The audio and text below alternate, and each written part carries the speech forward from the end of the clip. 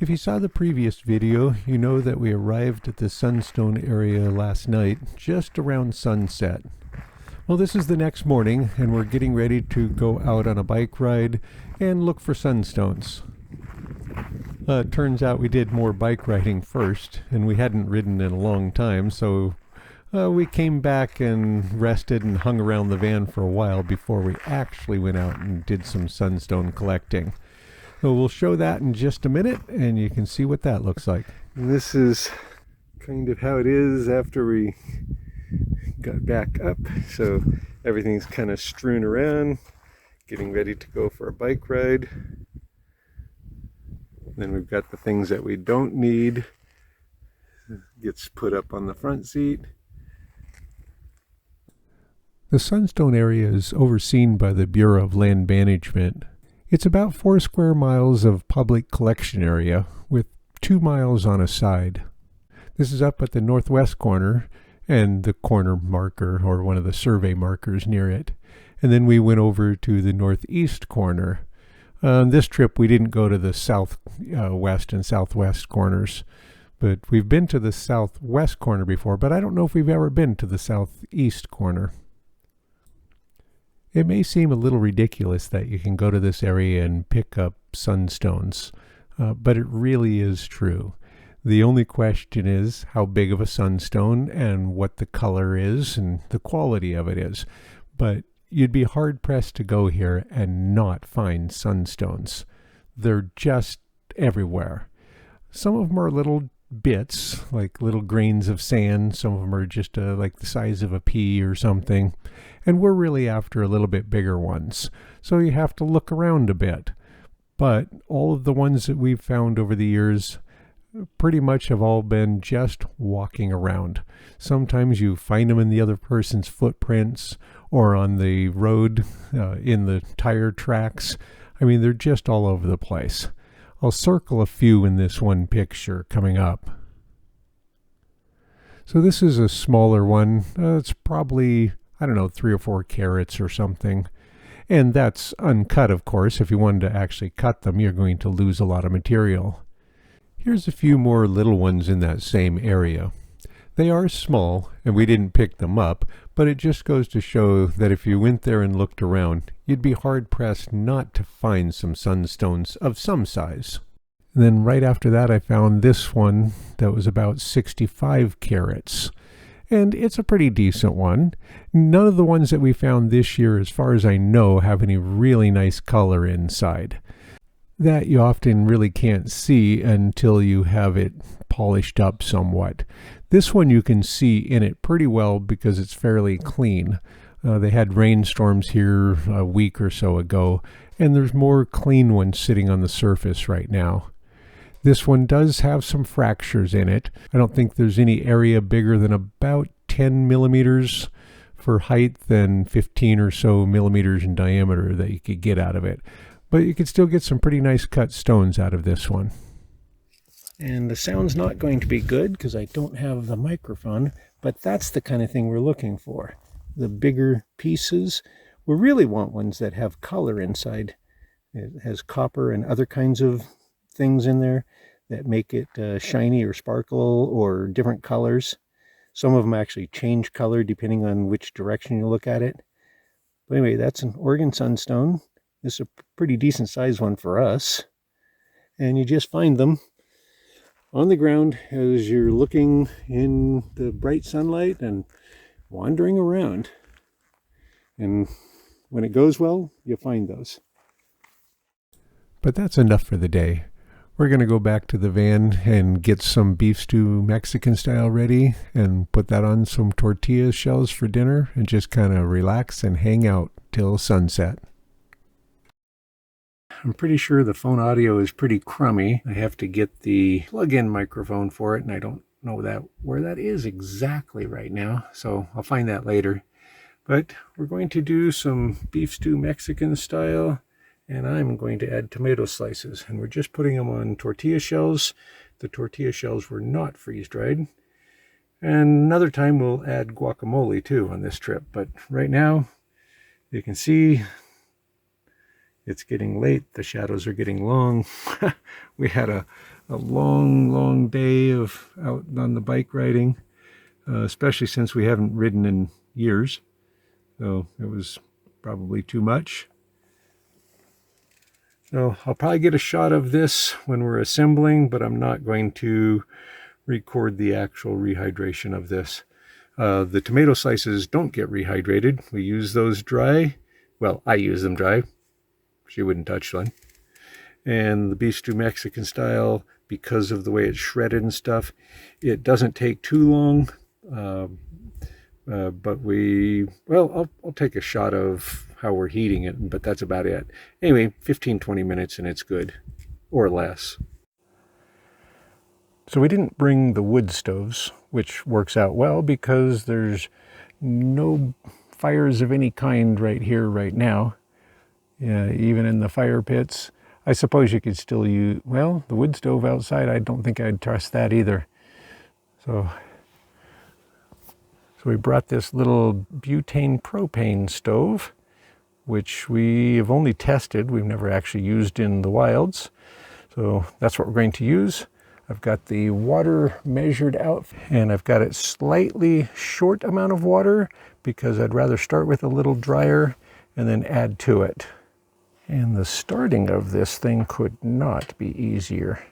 Just turn that all the way, it clicks, and that's it. I think I showed a little bit of this when I was showing the other stoves for testing outside with the chicken, which has nothing to do with it. It's just she happened to be there.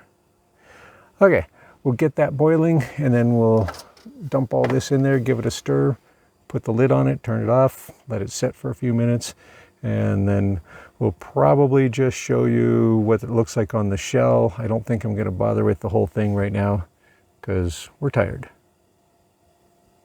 I was going to do it live and do a live stream of showing this, but there is no signal here most of the time. Sometimes we get enough for a text or a quick call, but you can't rely on it, and certainly not enough for video. This thing is fast. It's only been 2 or 3 minutes, and it's, oh, I'll make it brighter, boiling already. So I'm going to turn it off and add the beef stew Mexican. Okay, I took the oxygen absorber out and struggled opening the bag. These thick bags are so hard to tear.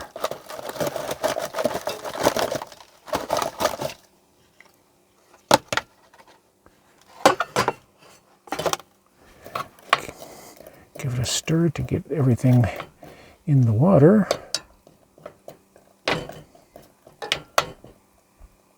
Boy, it's just, oh, I should have put a light over it. Darn.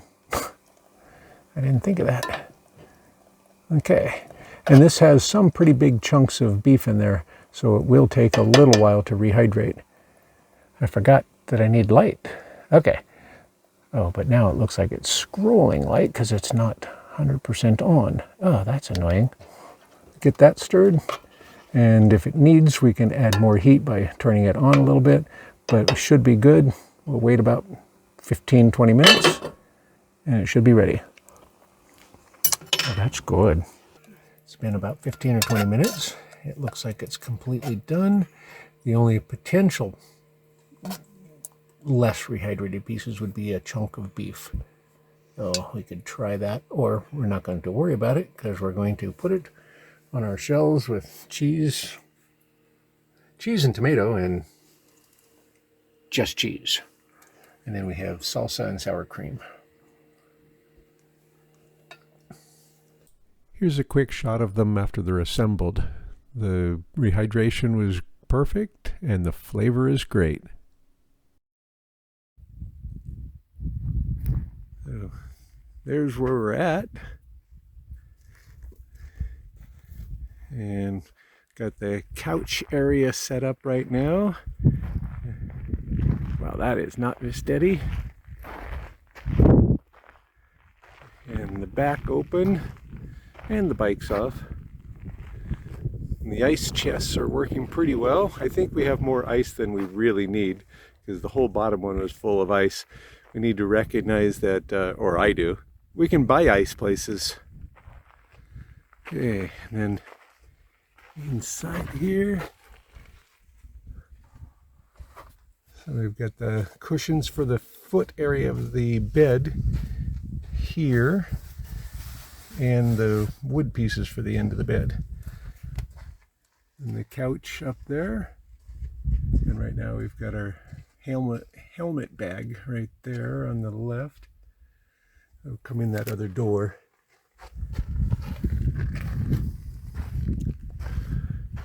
But yeah, so this is like the middle of nowhere, or at least close to the middle. So we've got an area, this end piece works great for a pair of shoes on each side, so that works great.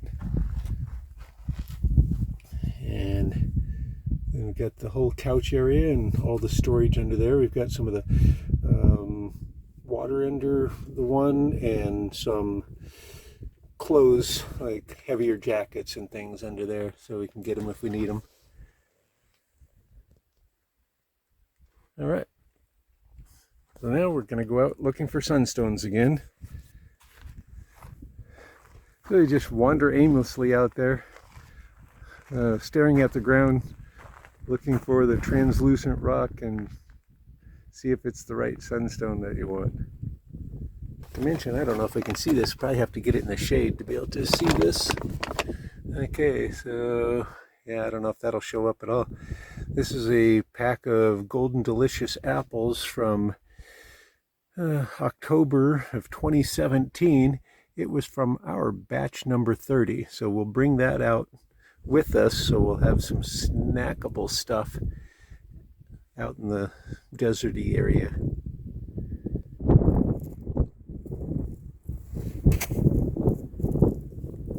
A bit breezy, but that's always good out here when it's hot. So up in another area of the Sunstone area, made it to the north border of it. That fence over there is the boundary. And we're stopping for a quick snack of some of these apples from 2017. So our batch number 30. And we chose this one because it has a zipper so we can close it, because this is a pretty big bag. So the Golden Delicious are, we picked them at our local U-Pick place. It's just wonderful. And only 50 cents a pound. I forgot my pocket knife, and so I used my keys to cut a little notch in there so we can tear it off. These bags are so tough. These are the 7mm bags. I can't tear these without some kind of starting notch. Anyway, so if you go out in the middle of nowhere, make sure you either put a notch in it ahead of time, or you have something to put a notch in if it doesn't have the notch. The newer ones all have notches, at least the ones that we've been getting. All right. Yeah, once it started, it's not too bad. Okay.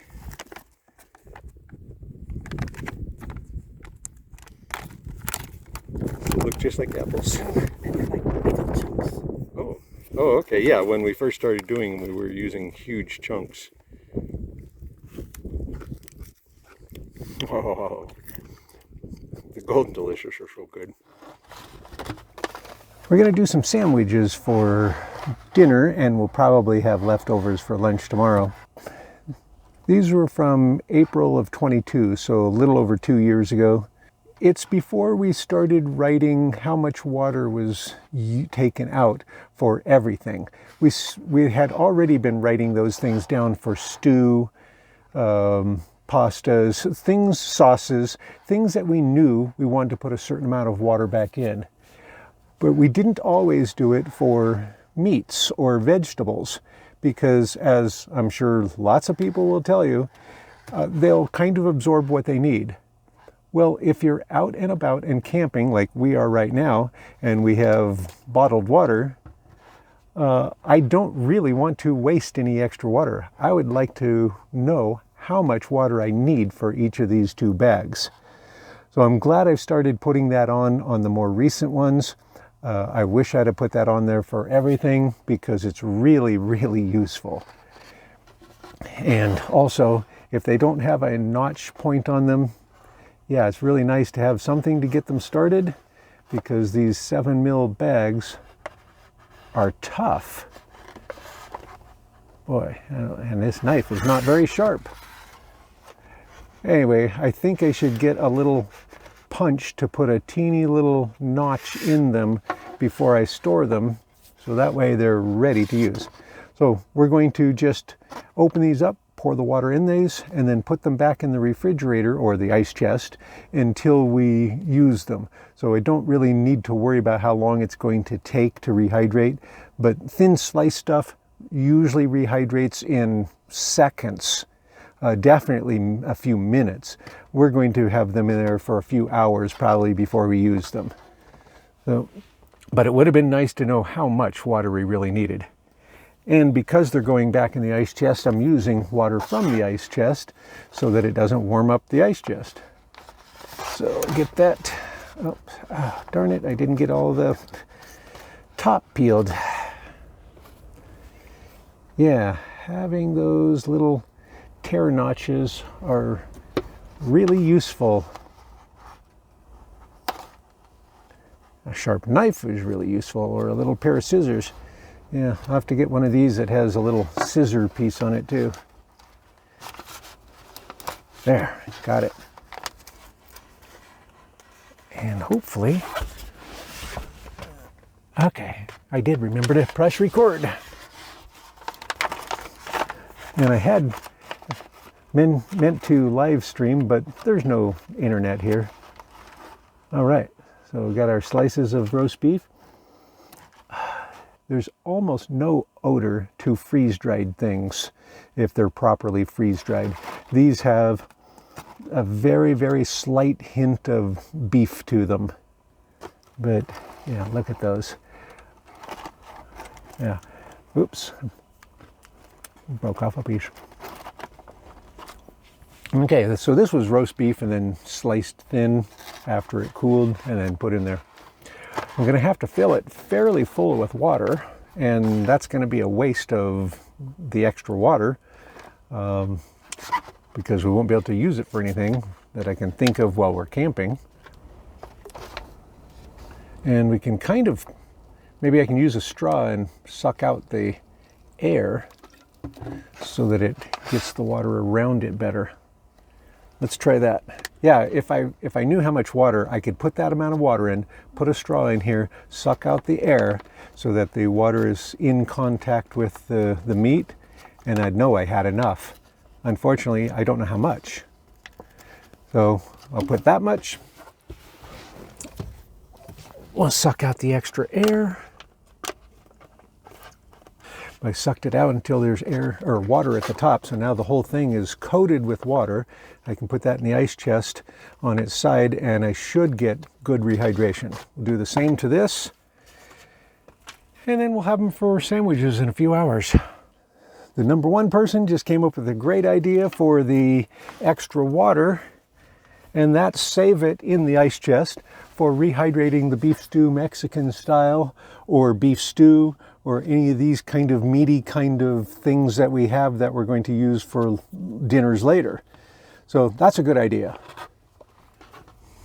It would still be nice to know how much, so you're not guessing at it.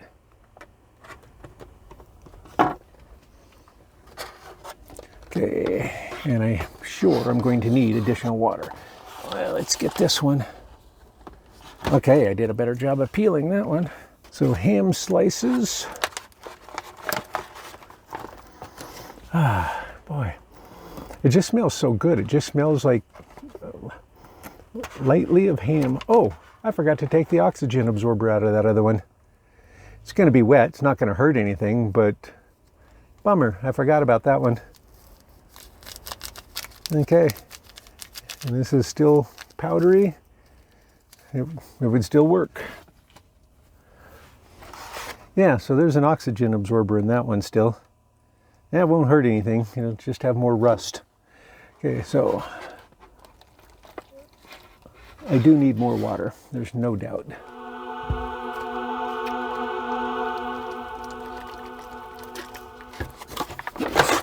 Whoa. And we'll do the same thing with this one, sealing it up, sucking out the extra air. And if there's no extra water, if it's all absorbed, then we'll know that we need to add a little bit more before we use it. We'll see these in a few hours. So it's a bunch of hours later. So the meat has been sitting in the Mylar bags in the ice chest. Ice chest back there. It's dark now. And we don't have a plate or anything or to put those on because we just have 2 plates. So we're just learning what we should bring, what needs to be brought.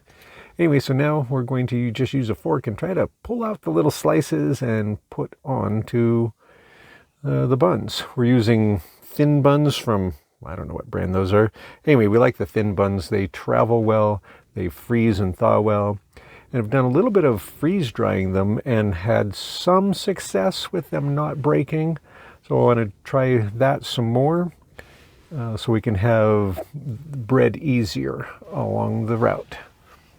So going to start, yes, going to start, boy, I don't know if that shows up in this lighting, the sliced roast beef. And I am sure we're going to have more than enough for 2 meals, or for 2 people. So we're going to have leftovers because we did the ham one also. So I know we're going to have plenty of leftovers for lunch tomorrow. So add the light that way so I don't get in the way of it too much. And let's see how we can get them out. Oh, let's see if they're, yeah, I can see liquid down in there. I don't know if that the camera will show. Right. But there is some liquid in there, and we're going to save that for beef stew or beef stew Mexican. Anyway, we'll save that in the refrigerator till tomorrow or the next day and use it to rehydrate another beef dish or stew or something. So we'll get those out. Whoop. And may need to pat them dry. But it looks like they rehydrated quite well. I think a couple of slices apiece is probably enough. What do you think? Yes. Based on what I said. Do you want my my plate? Yeah, plate? there's the oxygen absorber that I forgot to take out. Yeah. Do you want my plate or you want Nope, I'll just get them onto here. Okay. Get them onto here. And then we can figure out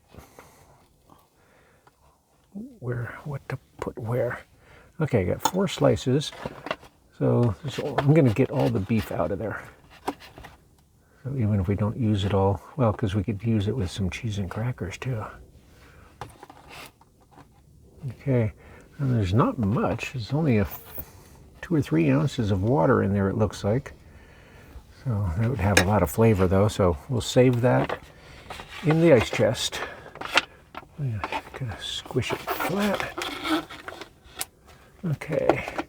And then the ham, we'll probably just go ahead and put that in the ice chest until we're ready to use it.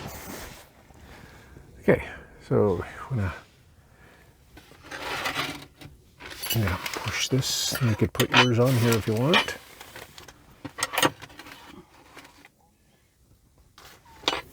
All right, and I'm gonna try that little piece.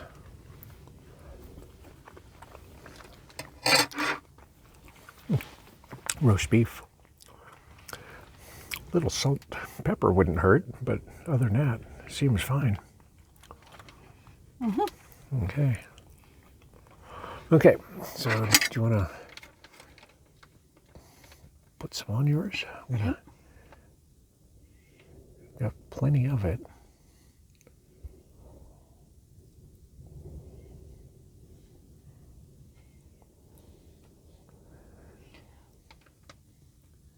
You had a thought? Tomato.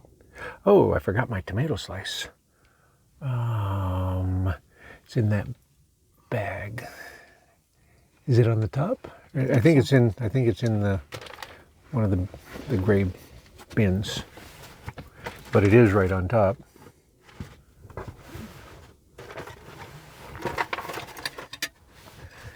Okay. Haha, yeah, I can use that tomato slice.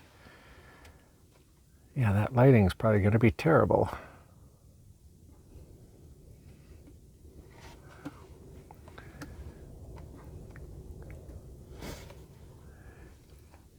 if we have any extra, we can just kind of cut it up, use it with some cheese and crackers. Mm-hmm.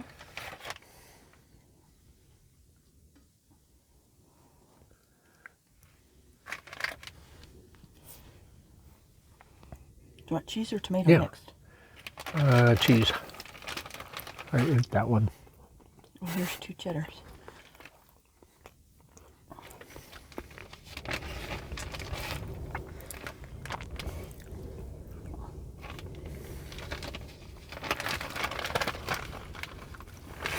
So just miscellaneous cheeses from those variety packs. I love those. Do you need another cheese or you good? Nope. Okay, mine's done.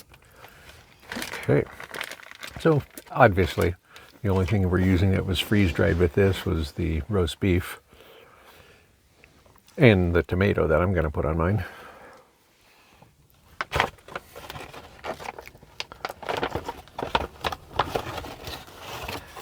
Yeah, I'm going to just put a couple of them on there because I can. And these are the ones I added salt to before I freeze-dried them. All right, so I guess that's all there is about that. We'll add this to part of the travel video, I guess. Tomorrow after we get up and get going, we're going to head out and head toward the Oregon coast west of Eugene, Oregon.